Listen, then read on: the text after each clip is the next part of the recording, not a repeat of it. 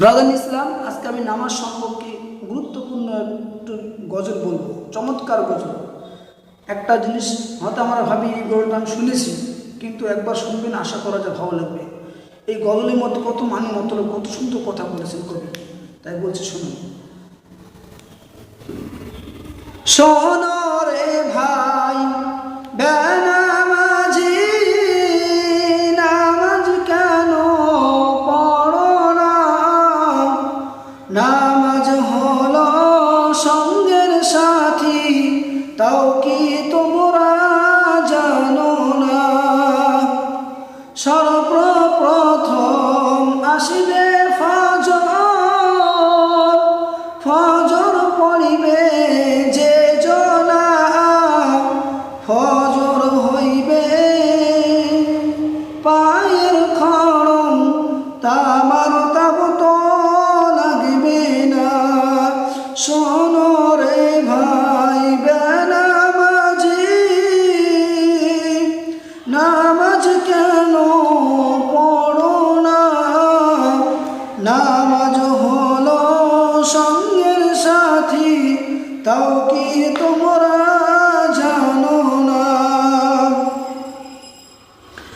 তারপরেতে আসিবে জহর, জহর পড়িবে যে জনা, জহর হইবে মাথার ছাতা, সূর্য তাবত লাগবে না। শোনো রে ভাই বেনামাজি, নামাজ কেন পড়ো না?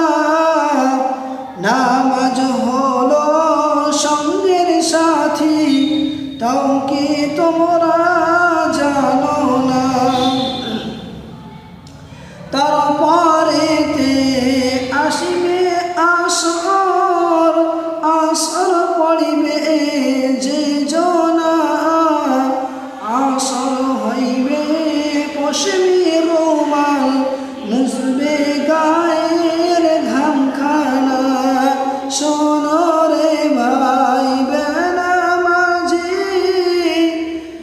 নামাজ কেন পড়ো না?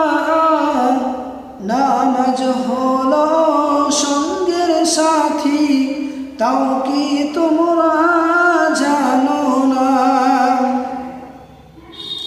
তারপরেতে আসবে মাগরিব, মাগরিব পড়িবে যে জনা, মাগরিব হইবে গোরের আলো, অন্ধকার থাকবে না। তারপরেতে আসবে ঈশা,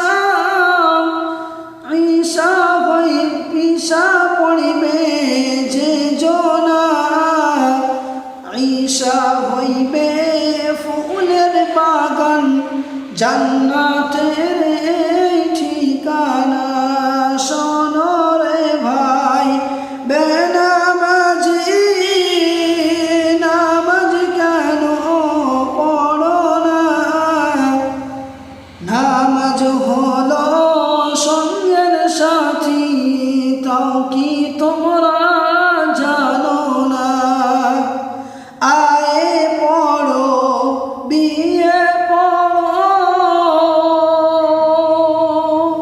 যতই পড়ো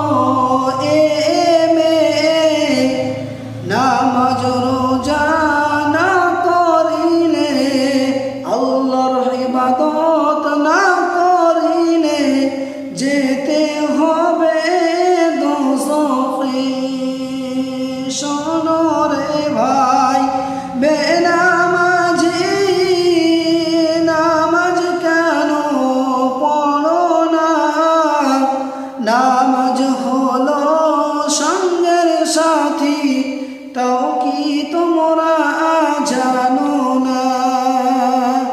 নামাজ হলো সঙ্গের সাথী, তাও কি তোমরা জানো না? আসসালামু আলাইকুম ওয়া রাহমাতুল্লাহি ওয়া বারাকাতুহু।